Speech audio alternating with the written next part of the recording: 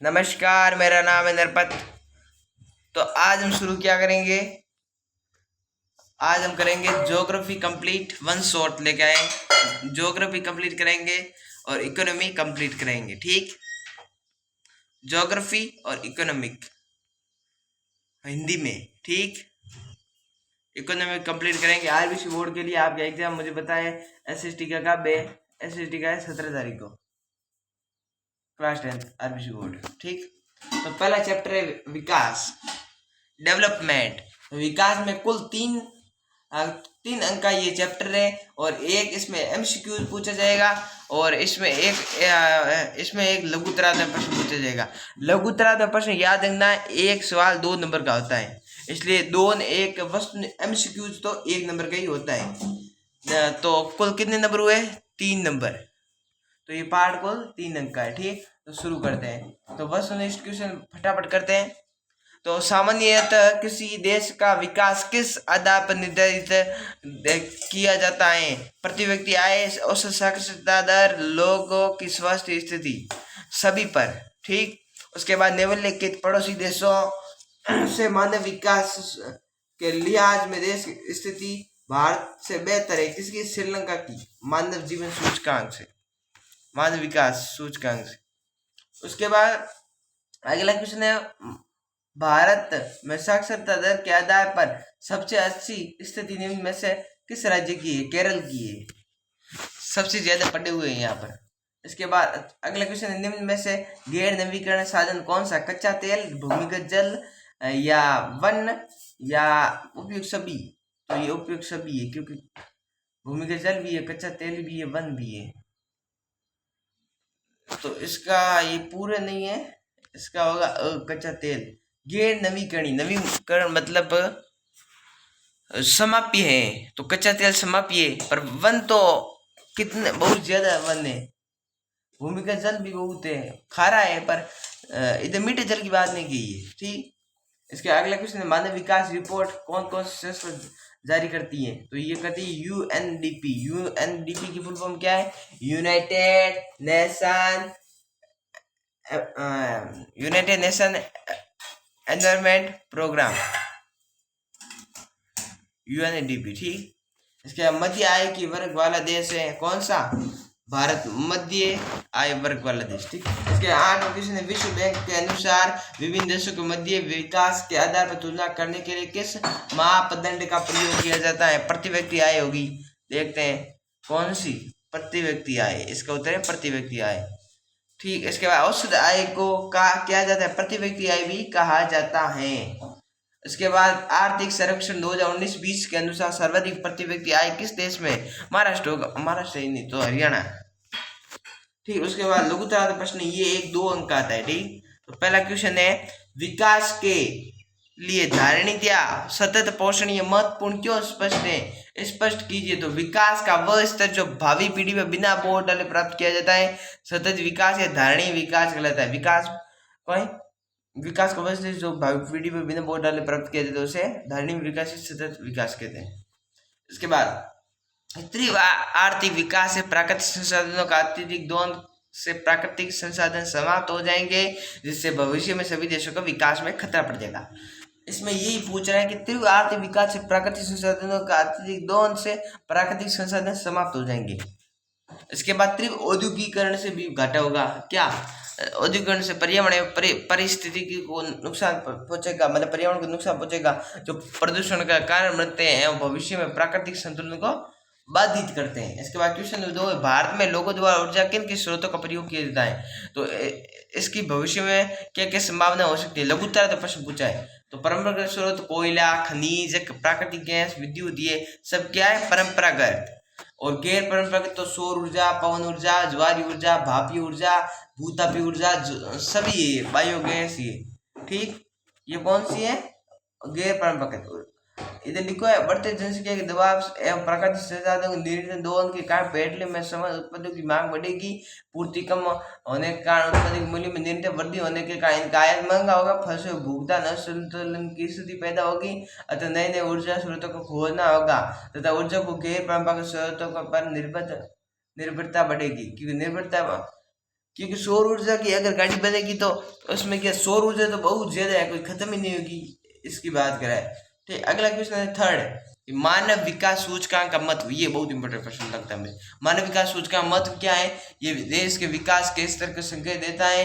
इसके माध्यम से जीवन प्रत्याशा, साक्षरता एवं वास्तविक प्रति व्यक्ति आय की जानकारी मिलती है। कंप्लीट।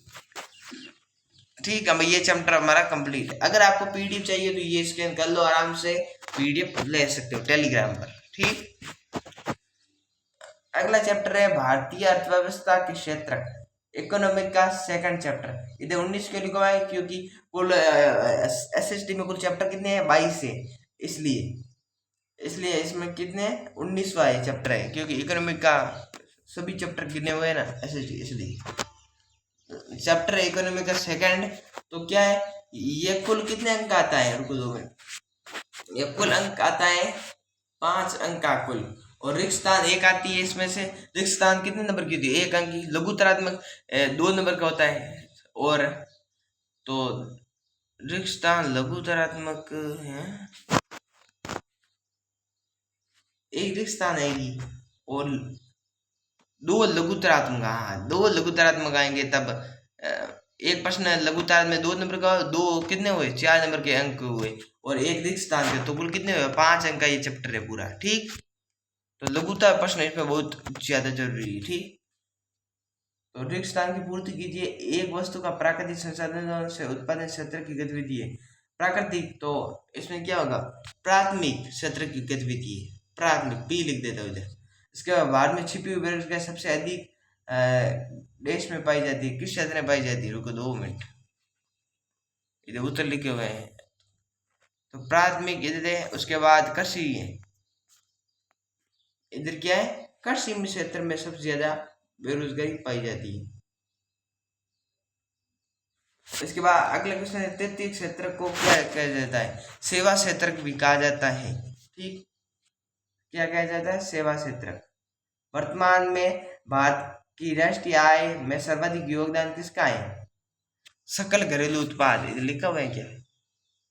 नहीं, मतलब क्षेत्र पूछ रहे क्या? क्षेत्र तो सर्वाधिक योगदान तृतीय क्षेत्र का है। किसका? तृतीय का, टी लिख दिया। उसके बाद किसी देश के भीतर किसी विशेष वर्ष में उत्पादित सभी वस्तु और सेवा का मूल्य सकल घरेलू, जीडीपी या सकल घरेलू उत्पाद कहलाता है।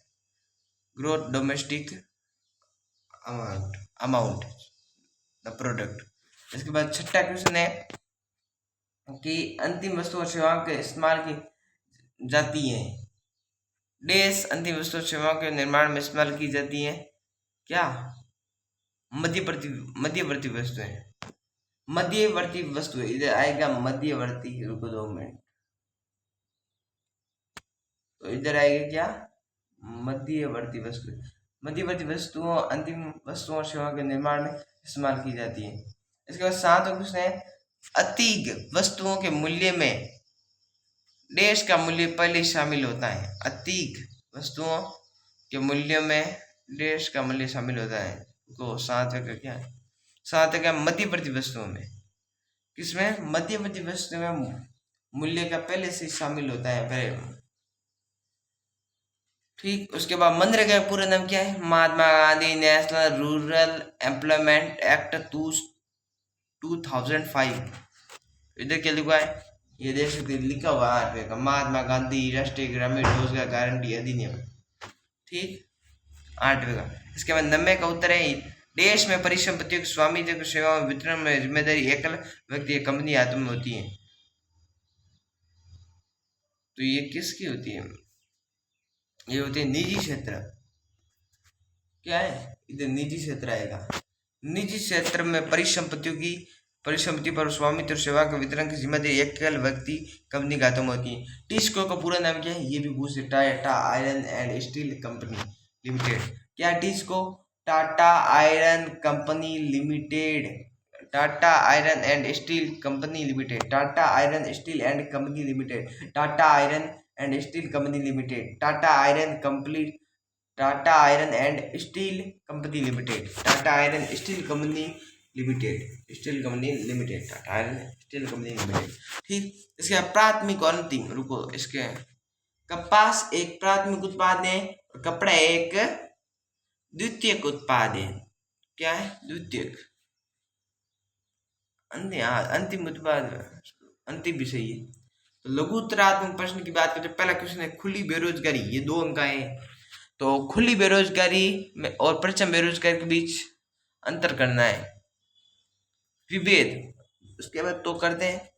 तो वह बेरोजगारी जिसमें लोगों के पास रोजगार नहीं है, बेकार बैठे हुए हैं, खुली बेरोजगारी कहलाती है, बेकार बैठे। जबकि अल्प बेरोजगारी जिससे व्यक्ति का काम में हुआ होता है किंतु उसकी उत्पादकता नगण्य होती है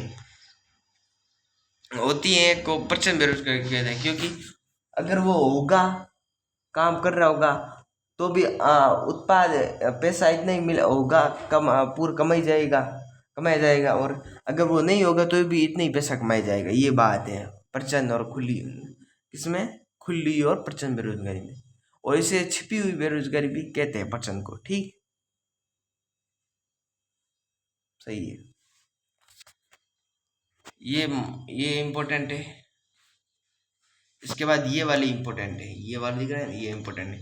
संगठित एवं असंगठित क्षेत्र में कोई 2 अंतर बताइए। तो असंगठित क्षेत्र में से ऐसे हैं उन छोटी छोटी मोटी बिक्री इकाइयों से हैं जो अधिकांशतः राज्य के नियंत्रण से बाहर होती हैं, जबकि असंगठित क्षेत्र इस उद्यम या कार्य स्थान से हैं वहाँ रोजगार अवधि नियमित होती है, सरकार नियम विनियमों का पालन होता है, और उसमें नियम विनियम कुछ पालन नहीं होता ऐसा जरूरी नहीं है। उसके बाद अगला क्वेश्चन है तीसरा कि तृतीय क्षेत्र से आपका क्या अभिप्राय है। प्राथमिक और द्वितीय क्षेत्र के अतिरिक्त अन्य समस्त गतिविधियों को तृतीय क्षेत्र में सम्मिलित किया गया। इसके अंतर्गत वे क्रिया आती है जो प्राथमिक द्वितीय क्षेत्र को विकास में मदद करती है। यह गतिविधियां स्वतः वस्तु का उत्पादन नहीं करती बल्कि उत्पादन की प्रक्रिया में सहयोग करती है, ये याद रखना। इस क्षेत्र की विभिन्न गतिविधियों सेवाओं का सृजन होता है, अतः इस क्षेत्र को सेवा क्षेत्र कहा जाता है। तो उदाहरण है अध्यापक, डॉक्टर, रेलवे, ये सब क्या है, एग्जाम्पल ले।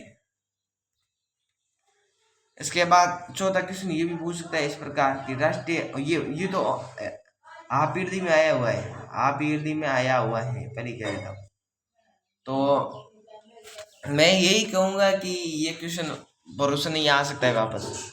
तो राष्ट्रीय ग्रामीण रोजगार गारंटी अधिनियम 2005 पर संक्षिप्त टिप्पणी लिखी है।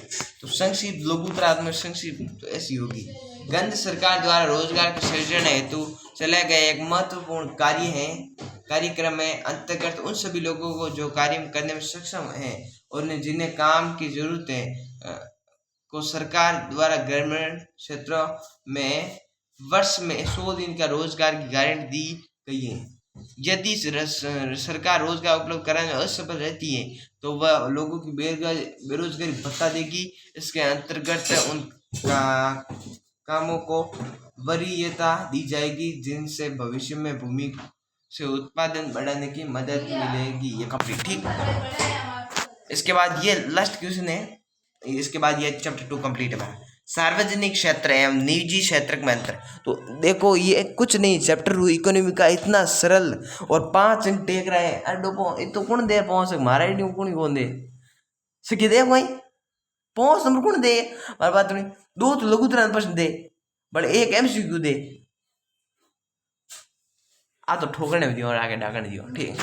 तो सार्वजनिक क्षेत्र में अधिकांश परिसंपत्तियों पर सरकार का स्वामित्व होता है और सरकार ये सभी सेवाएं उपलब्ध कराती है। निजी क्षेत्र में परिसंपत्तियों में स्वामित्व सेवाओं के वितरण की जिम्मेदारी एकल व्यक्ति या कंपनी के हाथों में होता है। रेलवे तथा डाकघर सार्वजनिक क्षेत्र है, रेलवे डाकघर और बीएस नर्सिंग भी सार्वजनिक क्षेत्र में ही आती है। तथा टीस्को, रिलायंस इंडस्ट्री लिमिटेड जैसी कंपनियां निजी स्वामित्व है। ये चैप्टर मेरे आईडी से बहुत आसान है, इतना कोई डिफिकल्ट नहीं, 5 अंक दे रहा है ये आपको, बहुत सरल चैप्टर है मेरे आईडी से, और कुछ नहीं, इतना ही कहूँगा। ओ सरल, इतना कोई सरल चैप्टर देता भैया, सिक्के तो सरल चैप्टर नहीं देते। अगला चैप्टर है 3rd इकोनॉमी का, मुद्रा एवं साख। इसका भी ये भी कुल 5 अंक का भाई साहब, एक तो एमसीक्यू दे रहा है, एक अति लघु उत्तरात्मक दे रहा है, 2 अंक इसके हो गए। इसके बाद दीर्घ उत्तरात्मक, आपको ध्यान रखना है दीर्घ उत्तरात्मक, क्योंकि आपको ये तो आप फटाफट रिवाइज कर लोगे, पर मेन तो आपको दीर्घ उत्तरीय पर ध्यान रखना है। ये 3 अंक आए और अथवा में भी आता है, या आप ये करो या ये कोई दूसरा करो, दीर्घ उत्तरात्मक आता है। इस चैप्टर से 2 क्वेश्चन पूछे जाएंगे अथवा में, मतलब दो क्वेश्चन दिए जाएंगे, उसमें एक करना है, अथवा में दिया जाएगा, ठीक, 1% के नीचे। तो शुरू करते हैं।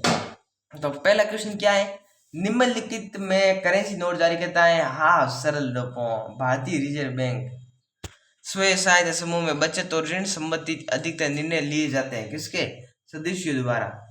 स्वयं सहायता समूह का संबंध है किससे, स्वयं सहायता समूह का संबंध है ग्रामीण लोगों का समूह जो ऋण के क्षेत्र में मिलकर काम करते हैं। हाँ, ऐसे बहुत ज्यादा बनाते हैं। मुद्रा का आधुनिक रूप है क्या, ये सभी मांग जमा, चेक, कागजी मुद्रा सब। इसका औपचारिक क्षेत्र में ऋणदाताओं की गतिविधियों की देख रेख करने वाली संस्था कौन सी है, ये संस्था है भारतीय रिजर्व बैंक। भारतीय रिजर्व बैंक बेटो पावर है भैया, आरबीआई। छठो क्वेश्चन है, ऋणों की शर्तों में सम्मिलित हैं कौन, ब्याज दर निर्धारण, समर्थक ऋणाधर, आवश्यकता कागजात, सभी 2 सही है, ठीक। इसके बाद अभी आएंगे अति लघु उत्तरात्मक। पहले एमसीक्यू कंप्लीट कर देते। कर्ज लेने के लिए कर्जदारी निम्नलिखित में किसका उपयोग गारंटी देने के लिए किया जाता है, 2 समर्थक ऋणाधार का। समर्थक कर्ज देने के लिए कर्जदार निम्नलिखित में से किसका गारंटी देने के लिए करता है, तो ये समर्थक ऋणाधार। और अगला क्वेश्चन है, बैंकों के ऋणों के औपचारिक स्रोतों की कार्य प्रणाली पर नियंत्रण रख करता है कौन, ये करता है आरबीआई कहता है, आरबीआई भारतीय रिजर्व बैंक, भारतीय reserve bank, reserve bank of India. इसके बाद अगला क्वेश्चन है, ग्रामीण बैंक के संस्थापक एवं 2006 के शांति के लिए नोबेल पुरस्कार संबंधित व्यक्ति था कौन, प्रो मोहम्मद यूनुस। जो क्वेश्चन है, ग्रामीण बैंक के संस्थापक एवं 2006 के शांति के लिए नोबेल पुरस्कार से संबंधित व्यक्ति था कौन, प्रो मोहम्मद यूनुस। यूनुस क्या है, प्रो मोहम्मद यूनुस, ठीक। तो इसके बाद आप अति लघु उत्तरात्मक आ रहे हैं, ये 1 अंक आता है ये भी, ठीक ठीक। तो शुरू करते हैं। तो एक तो आ रहा है वस्तु विनिमय प्रणाली से आप क्या समझते हैं, मुद्रा का उपयोग किए बिना वस्तु के बदले वस्तु का विनिमय। मुद्रा का उपयोग किए बिना वस्तु के बदले वस्तु का विनिमय क्या कहलाता है, वस्तु विनिमय प्रणाली कहलाती है। तो अगला क्वेश्चन है कि मांग जमा क्या है, ये इंपॉर्टेंट है, पहले कह देता हूं, ठीक।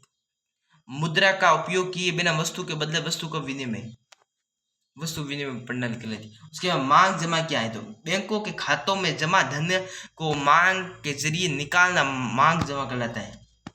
उसके बाद ऋण की शर्तों से अभिप्राय क्या है, ब्याज दर, समर्थक ऋणाधार, आवश्यक कागजात और भुगतान के तरीकों को सम्मिलित रूप से ऋण की शर्तें कहलाती हैं। उसके बाद क्वेश्चन नंबर 4 है, मुद्रा मुद्रा क्या है पूछ लेते भैया, ये भी इम्पोर्टेंट, ये चैप्टर इम्पोर्टेंट है। कौन सा, ये क्वेश्चन इम्पोर्टेंट है, चौथा, ठीक। मुद्रा क्या है,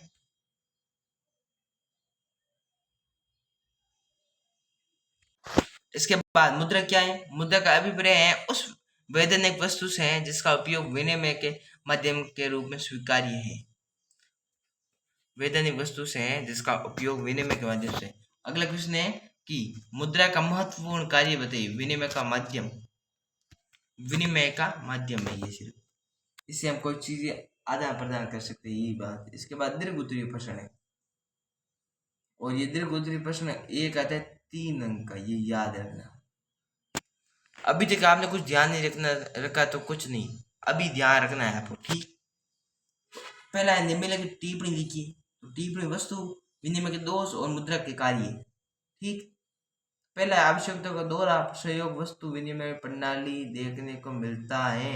वस्तु विनिमय प्रणाली, रुको 2 मिनट साफ कर दे। वस्तु विनिमय प्रणाली में मुद्रा का उपयोग किए बिना वस्तुओं के विनिमय होता है।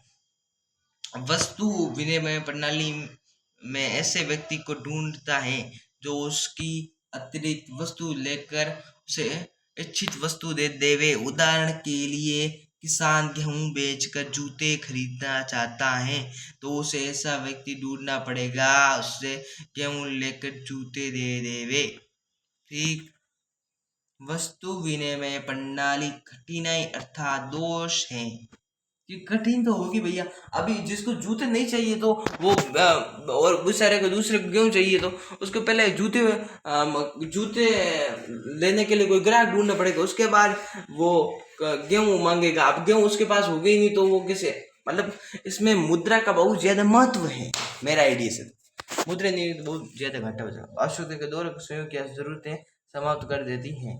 उसका दूसरा पॉइंट है मुद्रा के मूल्य के मापन का कार्य करती है। मुद्रा के रूप में विभिन्न वस्तुओं और सेवाओं को मूल्य का निर्धारण किया जा सकता है। मुद्रा का विनिमय एक माध्यम है, ये आसानी से स्वीकार्य है। जिस व्यक्ति के पास मुद्रा होती है वो इसका विनिमय किसी भी वस्तु या सेवा के खरीदने के लिए आसानी से कर सकता है। मुद्रा का बहुत ज्यादा इसमें महत्व है, इसलिए प्रत्येक व्यक्ति भुगतान मुद्रा के रूप में लेना पसंद करता है। अभी तो ऑनलाइन पेमेंट भी बहुत ज्यादा फेमस हो गए हैं। तो उदाहरण, एक किसान बाजार में गेहूं बेचकर घरेलू आवश्यकता की वस्तुएं खरीदने के लिए गेहूं से प्राप्त मुद्रा का प्रयोग करेगा। मुद्रा बहुत इंपॉर्टेंट भाई साहब। मुद्रा स्वयं सहायता समूह क्या है, ये बहुत इंपॉर्टेंट। रुको रुको रुको, अब मेन तो अभी पार्टी शुरू हुई है, ये इंपॉर्टेंट है। ठीक। स्वयं सहायता समूह क्या है? स्वयं सहायता समूह की कार्यविधि का विस्तार बताइए। तो पहला है स्वयं सहायता समूह गरीबों के लिए स्वशोषित वित्त व्यवस्था है, मतलब पैसे देने की व्यवस्था है। इसमें एक विचार ग्रामीण क्षेत्रों के गरीबों में विशेषकर महिलाओं के छोटे छोटे स्वयं सहायता समूह में संगठित करने या उनकी बचत पूंजी को एकत्रित करने पर आधारित है। तो अगला है स्वयं सहायता समूह में एक दूसरे के पड़ोसी 15 से 20 सदस्य होते हैं जो नियमित रूप से मिलते तथा बचत करते हैं, जिसका उद्देश्य बचत पूंजी को एकत्रित कर अपने समूह के सदस्यों को कम ब्याज दर पर ऋण उपलब्ध करवाना तथा प्रति व्यक्ति बचत अपनी क्षमता के अनुसार प्रति व्यक्ति का आय के अनुसार करता है। 1 या 2 वर्ष पश्चात एसएचजी समूह बैंक से ऋण लेने के योग्य हो जाते हैं, जिसका उद्देश्य बैंकों के द्वारा ऋण समूह के नाम पर दिया जाता है, जिसका सदस्यों को स्वरोजगार अवसरों का सृजन मिलता है। इनकी सबसे बड़ी विशेषता महिलाओं को आर्थिक रूप से आत्मनिर्भर बनाना है तथा सामाजिक विषयों के प्रति चर्चा करते हुए एक समाज को नई दिशा प्रदान करना है। ये हमारा चैप्टर। इसके बाद ये तीसरा दीर्घ उत्तरीय क्वेश्चन है, भारत की अर्थव्यवस्था में बैंक किस प्रकार महत्वपूर्ण? ये इंपॉर्टेंट इंपॉर्टेंट इंपॉर्टेंट इंपॉर्टेंट। तो भारत में भारतीय रिजर्व बैंक भूमिका किस, रुको 2 मिनट अभी बताता हूँ। भारत की अर्थव्यवस्था में बैंक किस प्रकार महत्वपूर्ण भूमिका निभाते हैं, स्पष्ट कीजिए। तो उत्तर है, भारत में भारतीय रिजर्व बैंक केंद्र सरकार की ओर से करेंसी नोट जारी करता है। मुद्रा के आधुनिक रूप में करेंसी में कागज नोट एवं सिक्कों के सम्मिलित किया गया है। बैंकों का कार्य अथवा भारत की अर्थव्यवस्था में बैंकों की भूमिका भी है। पहली क्या भूमिका? जमा राशि को स्वीकार करना, जमा राशि को स्वीकार करना, ऋण प्रदान करना, पूंजी निर्माण रुक पड़ते हैं। जमा राशि स्वीकार करना है तो बैंकों की जनता से जमा स्वीकार करते हैं। लोग अपनी नकदी को सुविधा के लिए बैंकों में के बचत जमा खाता, सावधि जमा खाता, चालू खाता आदि में जमा करते हैं। बैंक इन जमाओं पर ब्याज भी देता है। इस तरह लोगों का धन बैंक के पास सुरक्षित रहता है, धन सुरक्षित रहता है और उन्हें ब्याज भी मिलता है। अच्छा, ये क्वेश्चन बहुत इंपॉर्टेंट है। उसके बाद दूसरा पॉइंट है ऋण प्रदान करना। बैंक अपने पास जमा रकम का एक छोटा सा हिस्सा नकद के रूप में रखकर शेष राशि का ऋण जनता को उधार देते हैं। पढ़ वापस है ऋण प्रदान करना। बैंक अपने पास जमा का रकम का एक छोटा सा हिस्सा नकद के रूप में रखकर शेष राशि का जनता को उधार देते थे, जो नकद कोषानुपात पर निर्भर करता है। ठीक, कोषानुपात। उसके बाद पूंजी निर्माण। तो बैंक लोगों की बचतों को संग्रह करते हैं तथा उससे अन्य उत्पादक क्रियाओं में निवेश करते हैं। इस प्रकार बैंक देश में पूंजी निर्माण को प्रोत्साहित करते हैं तथा आर्थिक विकास की दर में तीव्र करते हैं। ये बहुत इसके बाद लोकर सुविधाएं, ये भी बहुत ज्यादा। तो बैंक लोगों को अपनी मूल्यवान वस्तुओं महत्वपूर्ण कागजातों को सुरक्षित रख सकते हैं। उपयुक्त कार्यों के आधार पर बैंक भारतीय अर्थव्यवस्था विकास को मील का पत्थर साबित हुए हैं। तो क्वेश्चन याद रखने ना कि भारतीय अर्थव्यवस्था में बैंक किस प्रकार महत्वपूर्ण भूमिका, तो पॉइंट याद रख लो, आपको ये याद नहीं होता था क्योंकि आप परीक्षा में ये पॉइंट याद रखोगे तो आपको याद आ जाएगा कि किस प्रकार लिखना है मुझे। जमा राशि को स्वीकार करना, ऋण प्रदान करना, पूंजी निर्माण और लोकर सुविधाएं, मैं भी याद कर ले साथ साथ में। जमा राशि को स्वीकार, ऋण प्रदान, पूंजी निर्माण, लोकर सुविधा। जमा राशि को स्वीकार करना, ऋण प्रदान करना और पूंजी निर्माण। ऋण प्रदान करना, पूंजी निर्माण, लोकर सुविधाएं, ऋण प्रदान करना, जमा राशि को स्वीकार करना। तो अगला चैप्टर हमारा कौन सा है? वैश्वीकरण एवं भारतीय अर्थव्यवस्था। ये चैप्टर की बात करें तो कुल 5 अंक का। मैं कह रहा हूं इकोनॉमिक के कुल 3 चैप्टर हैं जो 5-5 अंक दे रहे हैं, 5-5 अंक। तो कुल कितना हुआ? 15। तो ओनली 3 चैप्टर दे रहे हैं, तो आप ये 3 चैप्टर याद कर लो ना, तो बहुत ज्यादा है ये। और ये चौथा चैप्टर है, तो आपको ये दूसरा, तीसरा और चौथा चैप्टर अच्छे तरह से याद करो, आपको बहुत काम आएगा, मैं कह रहा हूँ ना। तो इसमें क्या है, एक तो एमसीक्यूज आएगा, एक रेगिस्तान आएगा, एक अति लघुतात्मक में लघुचारात्मक आएगा। तो लघुचारात्मक में दो अंक हो गया, रेगिस्तान एक, अति लघुतात्मक 1 नंबर का 3 हो गए, एक रेगिस्तान 1 नंबर का 4, एक एमसीक्यू 1, तो कितने हुए? 5, कुल 5 अंक। ठीक, तो अब शुरू करते हैं फटाफट। इस चैप्टर को भी 5 मिनट में कंप्लीट करना है, 10 तो करना पड़ेगा। तो विभिन्न देशों के बीच परस्पर संबंध प्रक्रिया, वैश्वीकरण और प्रतिस्पर्धा के दबाव से सबसे अधिक प्रभावित कौन हुए हैं? श्रमिक। विदेश व्यापार के किन के मध्य होता है? 2 देशों के मध्य। एक ऐसा संगठन जिसका उद्देश्य अंतरराष्ट्रीय व्यापार को उदार बनाना है, विश्व व्यापार संगठन WTO, वर्ल्ड ट्रेड ऑर्गेनाइजेशन। इसकी स्थापना 1945 के अंदर हुई थी। ठीक, वैश्वीकरण, इसका मुख्यालय जिनेवा, स्विट्जरलैंड। वैश्वीकरण से सर्वाधिक लाभान्वित हुए हैं कौन? धनी वर्ग के उपभोक्ता। फोर्ड मोटर्स कंपनी किस देश की बहुराष्ट्रीय कंपनी है? ये है अपनी यूएसए, यूनाइटेड स्टेट अमेरिका। अब रेगिस्तान की बात करें तो रेगिस्तान भी आ गए। तो बहुराष्ट्रीय कंपनी द्वारा किए गए निवेश को क्या कहते हैं? बहुराष्ट्रीय कंपनी द्वारा किए गए निवेश को कहते हैं विदेशी निवेश। क्या कहते हैं? विदेश निवेश कहते हैं। इसमें देश में तीव्र उन्नति ने वैश्वीकरण की प्रक्रिया को उत्प्रेरित किया है, तो इसका आंसर है तकनीकी में तीव्र उन्नति ने वैश्वीकरण की प्रक्रिया को उत्प्रेरित किया है। उसके बाद परिसंपत्तियों की खरीद में व्यय की गई मुद्रा क्या कहलाती है? ये कहलाती है क्या कहलाती है? अरे निवेश कहलाती है। क्या कहलाती है? निवेश। परिसंपत्तियों की खरीद में व्यय की गई मुद्रा को निवेश कहते हैं, निवेश कहलाती है। सरकार द्वारा व्यापार से अवरोधों अथवा प्रतिबंधों को हटाने की प्रक्रिया क्या कहलाती है? ये कहलाती है उदारीकरण। इसके बाद देश का मुख्य उद्देश्य अंतर्राष्ट्रीय व्यापार के तौर तरीकों को सरल बनाना है। ठीक, तौर तरीकों को सरल बनाना है। इसमें कुछ एक दीर्घ उत्तरी प्रश्न इसमें से आता है कुछ। और सभी में लघु त्रात्मक प्रश्न से बड़ा कोई प्रश्न ही नहीं आता है। ऐसे कर 2 अंक का इकोनॉमिक में। ठीक, तो भारत की बहुराष्ट्रीय कंपनी रैन बख्शी का संबंध है। पहले ये देख लो। 5वां, देश का मुख्य उद्देश्य अंतर्राष्ट्रीय व्यापार के तौर तरीकों को सरल बनाना है। WTO विश्व व्यापार संगठन, सही, वर्ल्ड ट्रेड ऑर्गेनाइजेशन।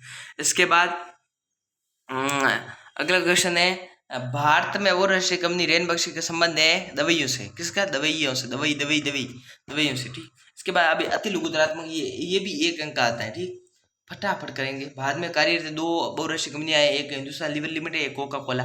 विदेश निवेश का तथा बहुराष्ट्रीय कंपनियों द्वारा किए गए निवेश को, बहुराष्ट्रीय कंपनी द्वारा किए गए निवेश को बहुराष्ट्रीय विदेशी निवेश कहते हैं। ठीक, इसका वैश्वीकरण, ये मैं कह देता हूँ, ये इंपॉर्टेंट है। ठीक, इंपॉर्टेंट। विश्व के विभिन्न देशों के बीच परस्पर संबंध तीव्रीकरण की प्रक्रिया वैश्वीकरण कहलाती है। ठीक, बहुराष्ट्रीय कंपनी किसे कहते हैं? वह कंपनी जो अधिक देशों में उत्पादन पर नियंत्रण अथवा स्वामित्व रखती है, बहुराष्ट्रीय कंपनी कहलाती है। जैसे कि थी बहुत ज्यादा कंपनियां हैं, लेज कंपनी, कोका कोला, चाइना की कंपनियां, अरे चाइना वीवो। निवेश क्या है?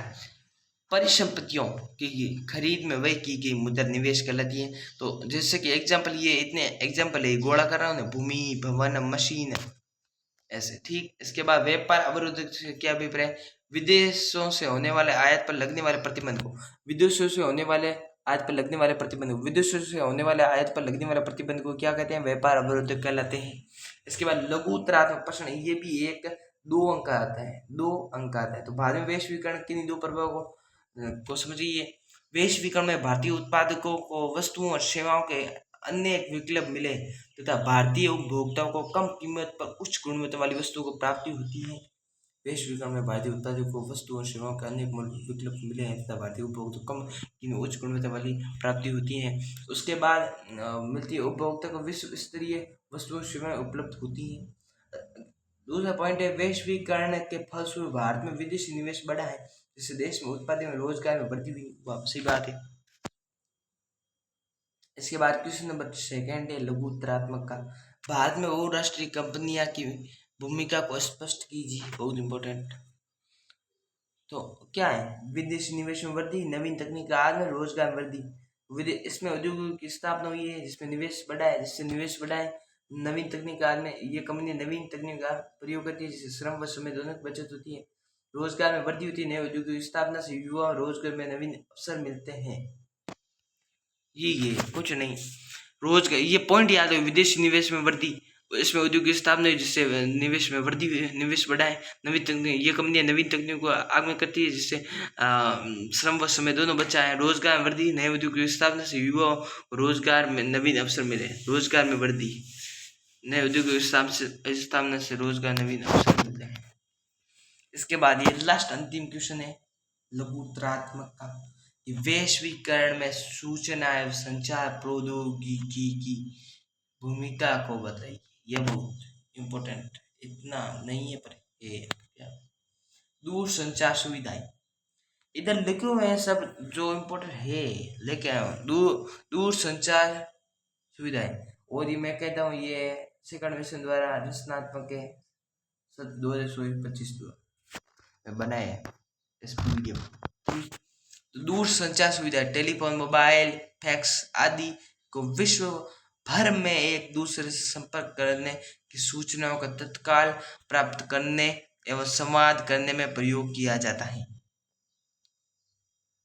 दूर संचार, टेलीफोन, मोबाइल, फैक्स आदि विश्व भर में एक दूसरे से संपर्क करने, सूचना को तत्काल प्राप्त करने, संवाद में प्रयोग किया जाता है। इसके बाद दूसरा, कंप्यूटरों ने वैश्वीकरण को गति प्रदान की। जीवन में लगभग प्रत्येक क्षेत्र में कंप्यूटर का प्रवेश हो गया है। इसके बाद इंटरनेट में स्थिति ही बिल्कुल बदल गई है।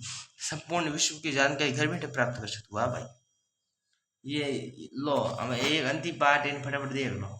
उपभोक्ता की है कुल 2 अंक का, इसमें बड़ा प्रश्न पढ़ना ही नहीं है, एक MCQ पढ़ना है और इसमें एक अति लघुतराज पढ़ना है, कुछ है ही नहीं। 2 अंक का चैप्टर ही है, इसको तो सिर्फ एक बार देखना है। ये बात, निम्न में से उपभोक्ता का अधिकार क्या है? इसमें से कीमत में कमी का अधिकार, नहीं है, उपभोक्ता का अधिकार नहीं है, तो ये कीमतों में कमी कर दिया। उपभोक्ता संरक्षण अधिनियम 1986 पारित हुआ था।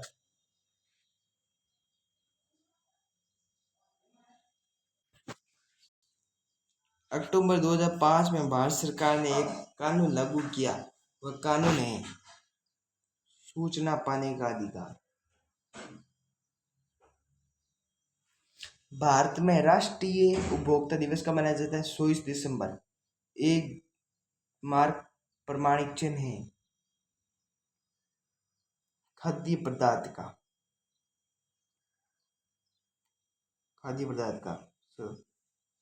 उपभोक्ता के अधिकारों में सम्मिलित है। उपयुक्त सभी प्रतिनिधित्व का अधिकार, क्षति पूर्ति निवारण का अधिकार, चुनने का अधिकार। वस्तुओं और सेवाओं के लिए मानक प्रदान करता है भारतीय मानक ब्यूरो। आंसर है अति लघुतरात्मक प्रश्न। उपभोक्ता के किन्हीं दो अधिकारों के नाम लिखिए। सूचना पाने का और चयन का अधिकार। बाद में उपभोक्ता को जागरूक बनाने के लिए कीजिए का कार्यक्रम नाम बताओ। क्या सारे कार्यक्रम नाम है जागो ग्राहक जागो। आरटी का पूरा नाम है राइट टू इंफॉर्मेशन,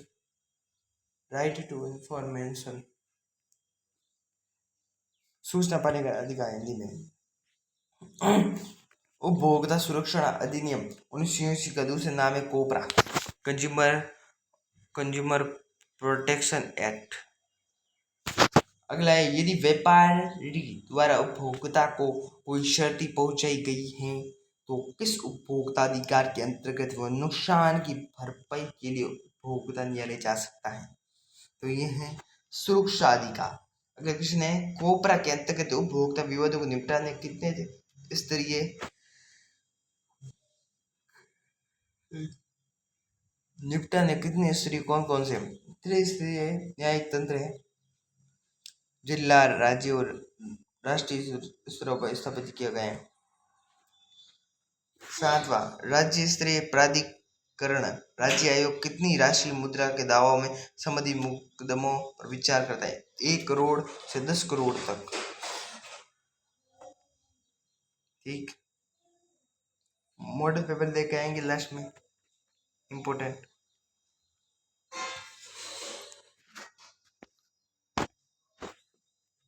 तो हम आज इकोनॉमी की कंप्लीट करा रहे हैं। ज्योग्राफी करने का मन था पर आप आराम से एक सब्जेक्ट पढ़ो, दो आपका प्रेशर आ जाएगा। ठीक, अगले वीडियो में ज्योग्राफी लेकर आएंगे। ठीक, लिखा हुआ है पोस्ट में दोनों कंप्लीट कराने के, तो ये आपको भी क्या अच्छा लगेगा। ठीक, हम मिलेंगे नेक्स्ट वीडियो में। Bye bye. ऐसे तो चैप्टर 50 मिनट में कंप्लीट होना चाहिए था, तो ये मैंने 40 मिनट पे किया। Bye bye.